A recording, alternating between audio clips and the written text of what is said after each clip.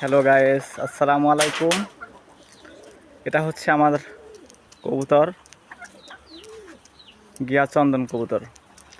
আর আমার কবুতর অনেক দূরে গিয়ে খেয়ে আসে, তবুও আমি খাবার দেই।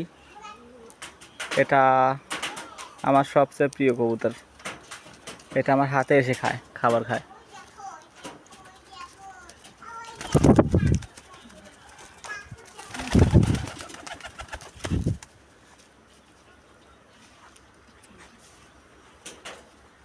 দেশাল কবুতর এবং গিরিবাজ, জালালি সব কবুতরই আছে।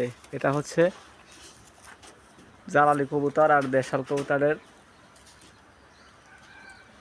করস। এটা হচ্ছে গিরিবাজ,